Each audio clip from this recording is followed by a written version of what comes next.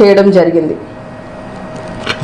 ఎంతసేపు కూడా హోం మంత్రి అనిత గారు జగనన్న జపం తప్ప ఇంకో పని లేదు ఆవిడికి. ఈ రోజున ఇంతమంది మహిళలు ఇబ్బంది పడుతున్నారు, ఇంతమంది చిన్నారులు ఇబ్బంది పడుతున్నారు, ఇంతమంది యువతులు ఇబ్బంది పడుతున్నారు. వారికి రక్షణ కల్పించవలసిన బాధ్యత మనకు ఉందన్న ఇది లేకుండా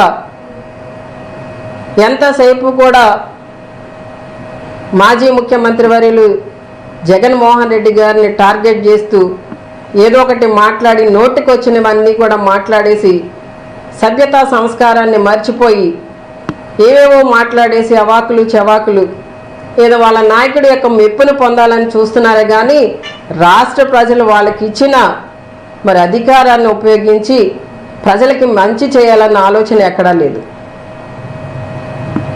ఈ రోజున మరి ఈ 3 నెలల కాలంలో 2026లో ఈ సంవత్సరం స్టార్ట్ అయ్యి 3 నెలల కాలంలో నా దగ్గర డేటా ఉందండి. నిజంగా చూసినట్లయితే ఇవన్నీ కూడా ఈ 3 నెలల కాలంలోనే చిన్నారుల మీద, యువతుల మీద, మహిళల మీద జరిగిన మరి ఈ అత్యాచారాలకు కానీ, దాడులకు కానీ, అఘాయిత్యాలకు కానీ ముఖ్యమంత్రి గారు కానీ, హోంమంత్రి గారు కానీ ఎందుకు స్పందించట్లేదు, ఎందుకు మాట్లాడట్లేదు, ఎందుకు ఖండించట్లేదు?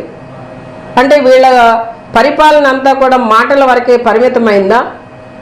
ఈ రోజున రాష్ట్రంలో ఉన్న మహిళలందరూ కూడా వాళ్ళు స్వేచ్ఛగా బ్రతకాలి, స్వతంత్రంగా బ్రతకాలి, సంతోషంగా బ్రతకాలని కోరుకుంటున్నారు. మరి అది ఎందుకు అందించట్లేదు?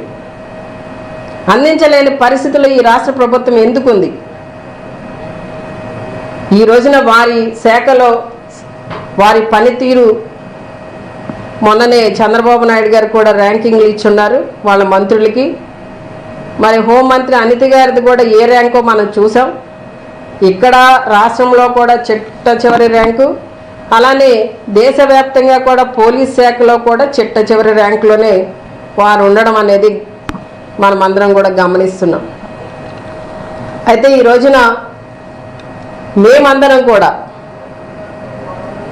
పోలీసులకి స్వేచ్ఛనివ్వండి, ఎంతసేపు కూడా మా వైసీపీ నాయకులు కార్యకర్తలు ఏం చేస్తున్నారు, వారిని ఎలా ఇబ్బంది పెట్టాలి అని చెప్పి ఈ పోలీసులందరినీ కూడా మీ సొంత కార్యకర్తలను వాడుకున్నట్లు వాడుకోవడం కాకుండా వాళ్ళకి స్వేచ్ఛనిచ్చి వాళ్ళని పనిచేసే విధంగా ఆ శాఖని ఉపయోగిస్తే వాళ్ళు ఈ రాష్ట్రంలో మహిళలకి రక్షణ కల్పించడానికి కొంతలో కొంతైనా వారి డ్యూటీ చేయడానికి అవకాశం ఉంటుంది.